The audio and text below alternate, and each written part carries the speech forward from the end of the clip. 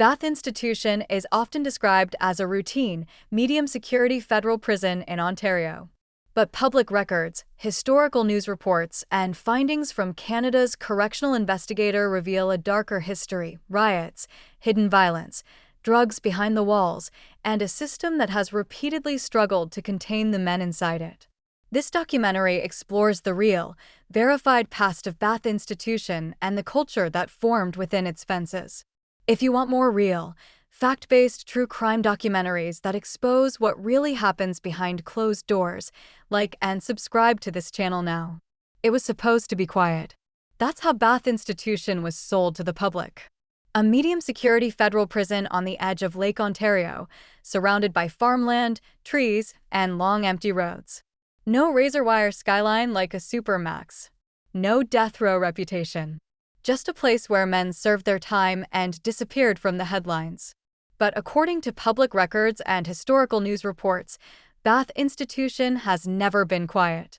Prisons don't explode without warning, one former correctional official told Canadian media years later. They build pressure slowly. Bath was no different.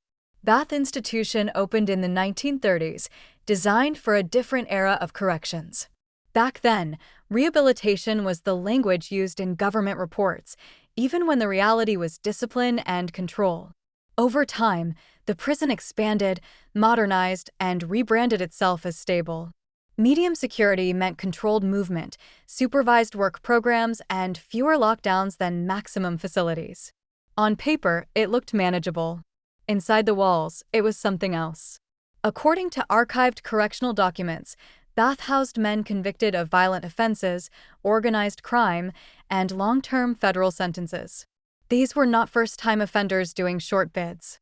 These were men who understood prison politics, who knew how power really moved behind locked doors. And that power didn't always belong to the guards. In public statements, Correctional Service of Canada described Bath as operationally sound.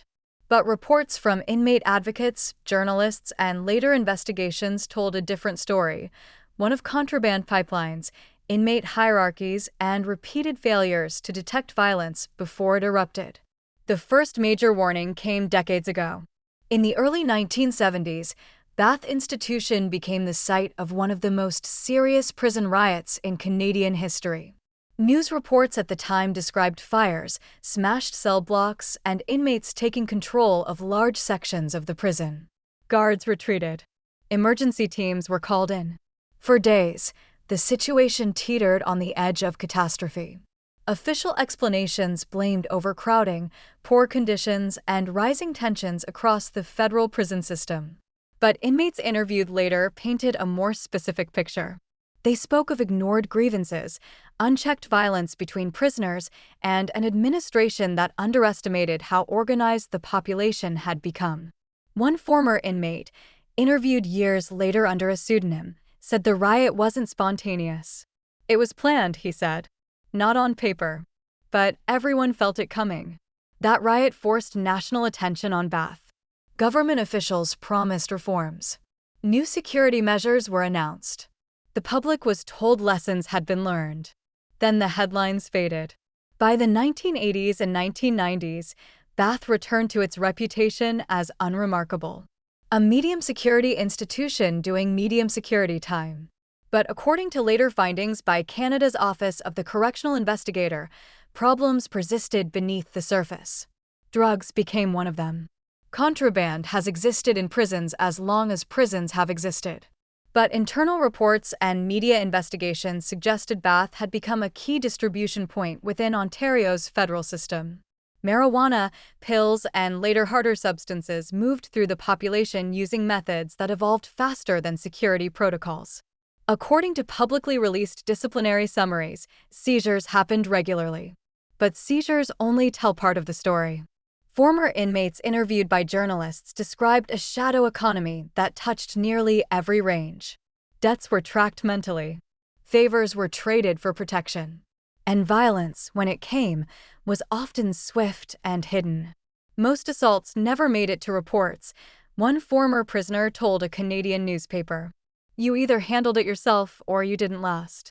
Official assault statistics never captured the full picture. Investigators later acknowledged that inmate-on-inmate violence is consistently underreported across the system, especially when victims fear retaliation. Bath was no exception. One death in particular raised difficult questions. According to court filings and media coverage, an inmate died under circumstances that initially appeared medical. But further scrutiny suggested delays in response and possible failures in supervision. The details remain partially redacted, and some aspects are still disputed, but the case became part of a broader critique of how medium-security prisons manage emergencies. The Correctional Investigator's Office later emphasized a recurring theme. Institutions like Bath were often treated as low risk compared to maximum security facilities, even when their populations included individuals with histories of extreme violence. Medium security didn't mean medium danger. It meant unpredictability. By the 2000s, Bath Institution housed a mix of aging long-term prisoners and younger men transferred down from higher security. That combination created friction. Veterans enforced informal codes. New arrivals tested boundaries. Staff turnover increased, according to union statements, leading to gaps in experience on the ranges. One guard, speaking anonymously to reporters, described a constant balancing act. "You don't want to push too hard," he said. "But if you pull back too much, the inmates fill that space immediately." This tension defined daily life. Movement schedules, meal lines, yard time. Everything operated on unspoken agreements between staff and inmate leaders. When those agreements held, Bath ran smoothly. When they broke, consequences followed, sometimes violently. According to publicly available incident summaries, multiple stabbings occurred over the years, often using improvised weapons. Many incidents were officially categorized as minor assaults, a classification critics say downplays the severity of prison violence. In reality, a single slash could change an inmate's life forever. But Bath didn't make headlines for stabbings the way some maximum security institutions did. And that, some experts argue, was the problem. Visibility drives accountability, a criminologist told Canadian media. When a prison isn't in the news, it's easier for systemic issues to persist. The town of Bath itself remained largely insulated. Residents drove past the perimeter fences daily. Kids went to school. Tourists passed through on their way to Kingston. The prison blended into the landscape, just another federal building behind gates. Inside, time moved differently.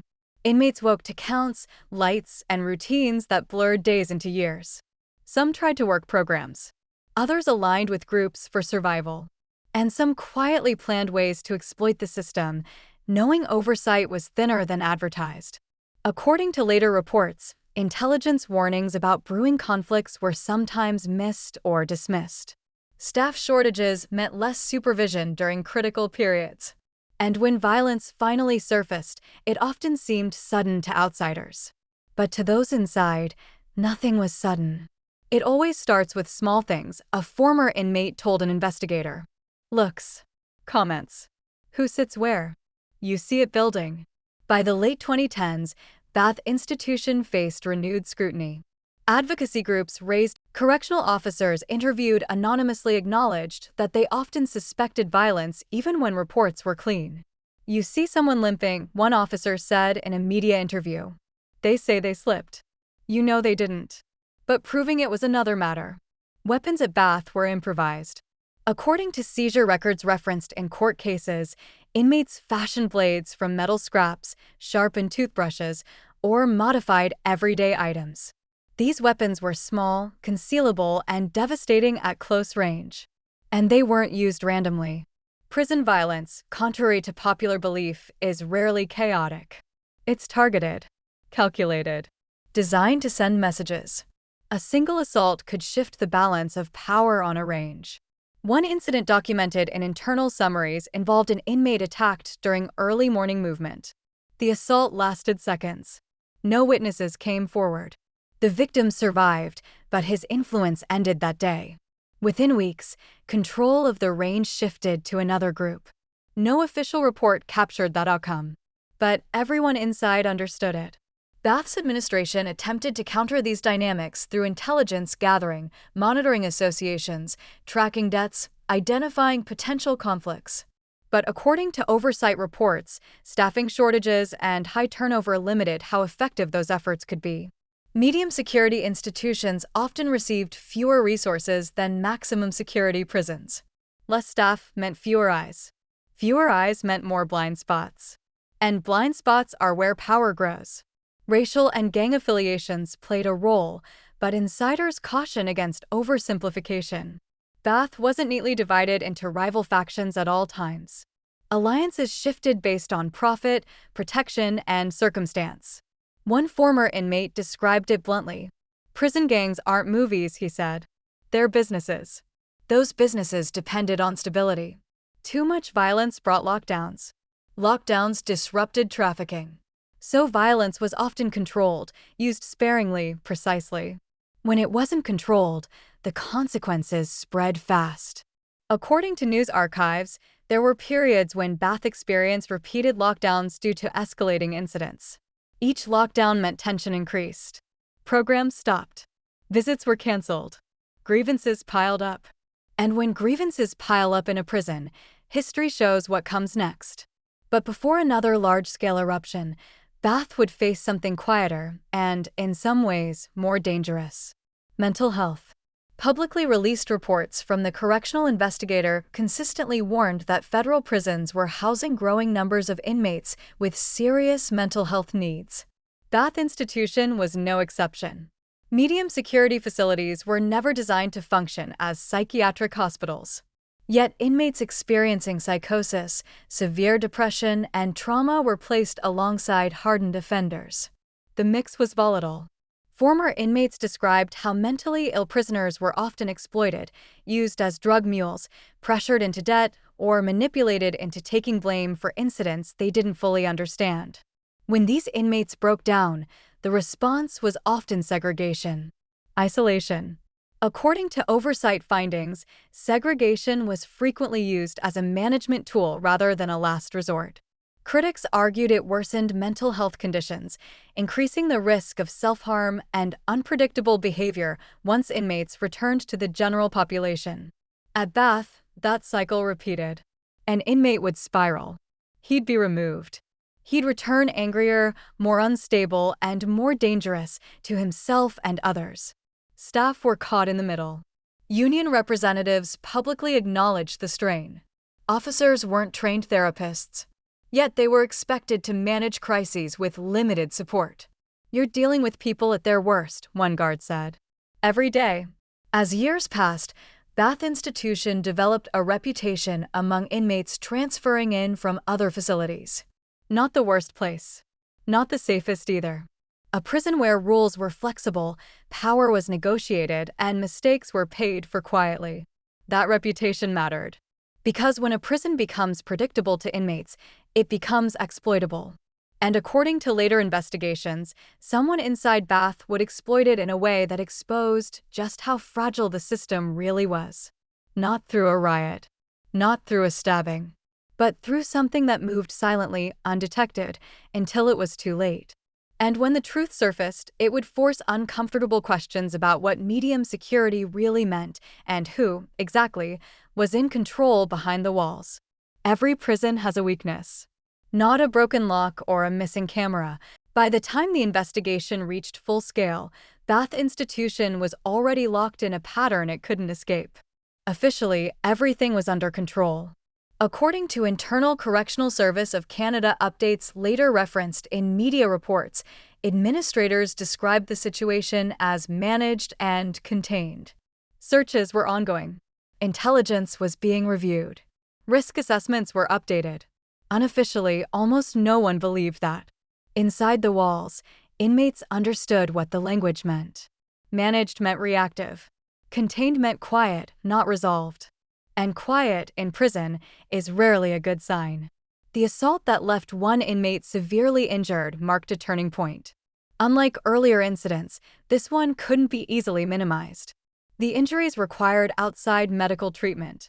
The lockdown that followed lasted longer than usual. Entire ranges were confined for days. According to publicly available oversight summaries, prolonged lockdowns correlate with increased stress, aggression, and psychological deterioration among inmates.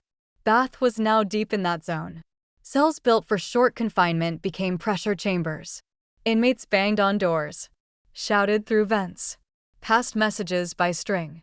Guards moved faster, spoke less, watched more closely.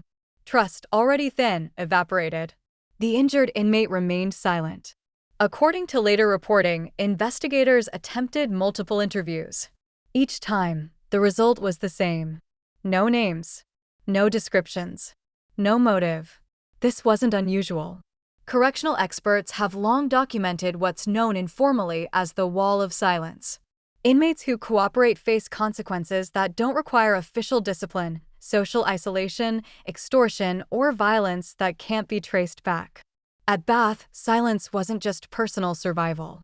It had become institutional culture. Staff felt it too. Union statements from the period acknowledged rising concerns among officers. Not just about violence, but about the limits of what they were allowed to document, escalate, or publicly discuss. One officer, quoted anonymously in a regional news investigation, said this: "You can know something's wrong and still be told it doesn't meet the threshold." Thresholds mattered. Without a weapon recovered, an admission, or clear video evidence, incidents stalled. Files stayed open. Recommendations were delayed.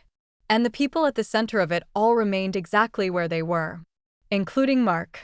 According to later internal audits, Mark had been flagged as of interest, but not of concern. The distinction mattered bureaucratically. Interest meant observation. Concern meant action. Observation didn't disrupt his routine.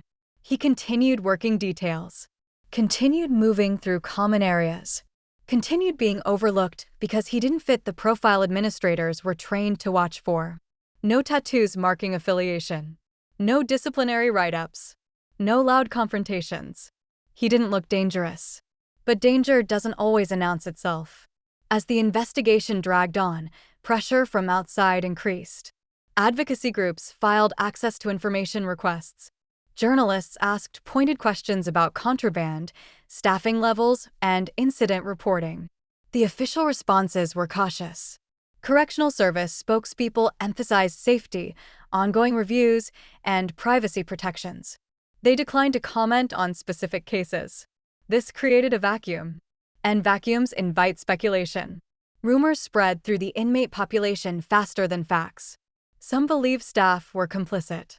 Others believed the investigation was a cover-up. Most believed nothing would change. That belief shaped behavior. According to interviews conducted later by independent researchers, inmates stopped reporting minor incidents altogether. Why risk retaliation if nothing improved? Why speak when silence had become the safest option? The system adjusted, not to reduce harm, but to endure it. This is what oversight bodies later described as institutional normalization. When violence becomes expected, it stops triggering alarms. Then came the transfer request. Mark submitted paperwork requesting a move to another institution, citing personal safety concerns. According to publicly available correctional policy, such requests are not uncommon and must be evaluated. In his case, the request raised eyebrows. There were no documented threats against him. No recent conflicts. No obvious reason to move. But requests are rights. The evaluation process began. Journalists continued filing access to information requests.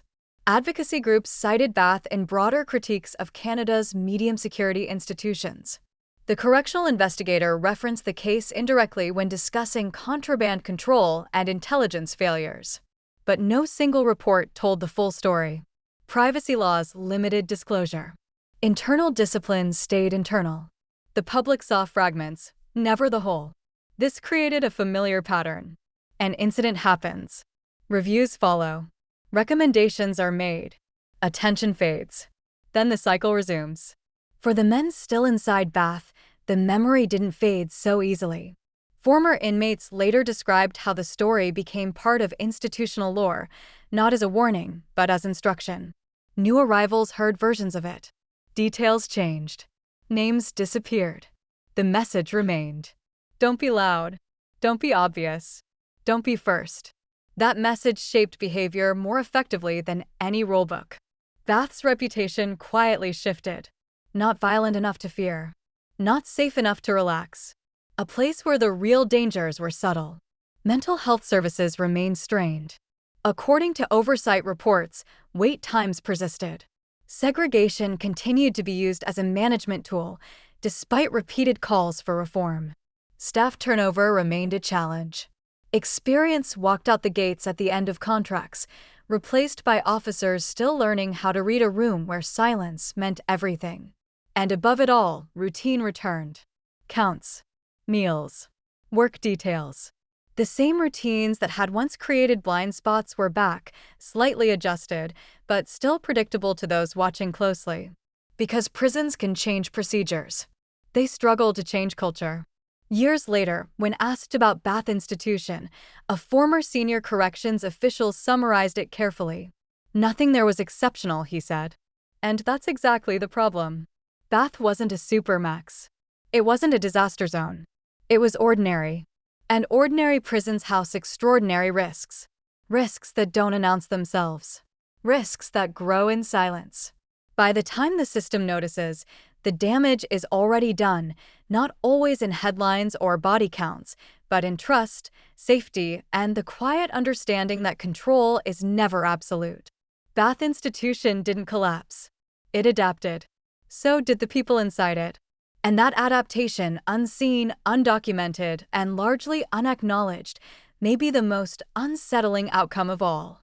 Because the question left behind wasn't who was responsible. It was whether anyone truly was. Bath Institution still stands. The fences are intact. The counts are accurate. The paperwork is filed. On the surface, it functions exactly as a medium-security federal prison is supposed to function. And that, according to many who have studied it, is the most unsettling part. Years after the events that quietly reshaped Bath, official language describes progress. Updated protocols. Improved intelligence sharing. Enhanced training. These statements are accurate according to public reports. Procedures did change. What didn't change as easily was the reality that prisons are ecosystems, not machines. They adapt faster than policy. According to the Office of the Correctional Investigator, Canada's federal prison system continues to struggle with the same structural pressures that defined Bath's past: overcrowding, mental health gaps, contraband flow, and staff shortages. Bath was never an outlier. It was a case study. One that never received a headline dramatic enough to force permanent reform. The men who lived through that period at Bath carried it with them. Some transferred to other institutions. Some completed their sentences. Some returned to society with memories they didn't speak about. Former inmates interviewed years later rarely mentioned specific names. They spoke instead about atmosphere. "The place teaches you to watch," one said. Not just guards. Everyone. That constant vigilance changes people. Correctional officers experienced it too. Burnout rates remained high. According to union data cited in public hearings, many officers left not because of violence, but because of sustained stress. The pressure of knowing that calm could be deceptive. That silence could mean danger. Inside Bath, daily life continued. Cells opened and closed. Meals were served. Programs ran when staffing allowed. New inmates arrived with no knowledge of what had come before. They were told the rules, shown the routines, given the impression of order. But prison culture isn't taught by orientation. It's absorbed. Bath's culture had learned restraint. Not safety, restraint. Prisons are designed to absorb harm.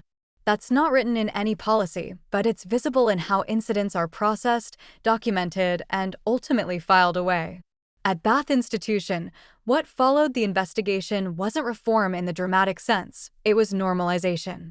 According to publicly available correctional reviews and oversight commentary, federal prisons often respond to internal crises by restoring baseline operations as quickly as possible. Stability becomes the priority, not answers. At Bath, that meant restoring schedules, reassigning staff, and redistributing inmates until tensions settled below visible thresholds. What it did not mean was confronting how much damage had already been absorbed. Internal memos referenced in later reporting emphasized compliance. Procedures had been followed. Decisions were defensible. Outcomes were unfortunate but contained.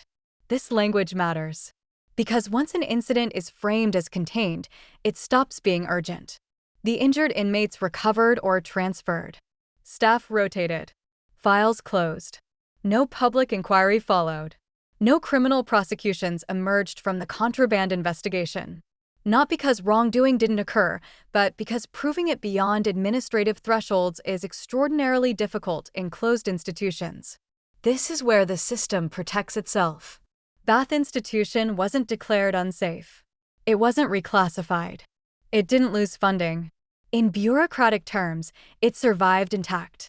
But the cost of that survival was invisible. Former inmates later described a lingering sense that rules were less important than perception. That as long as nothing forced public scrutiny, anything short of catastrophe could be endured. That belief didn't come from rumor. It came from experience. Public records tell part of the truth.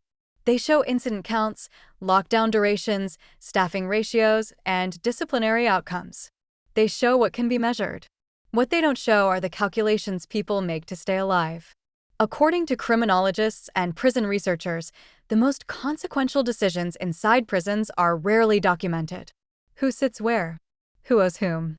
Who is watched and who is ignored? At Bath Institution, these unwritten rules shaped daily life more than any posted regulation. Former inmates interviewed in academic studies described how silence became transactional. Not speaking wasn't fear, it was strategy. Speaking up carried risk with no clear reward. Correctional officers understood this dynamic as well.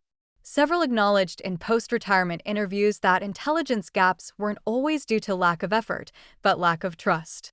If inmates think telling you something makes things worse, they stop telling you, one officer explained. This creates a feedback loop. Less information leads to broader restrictions.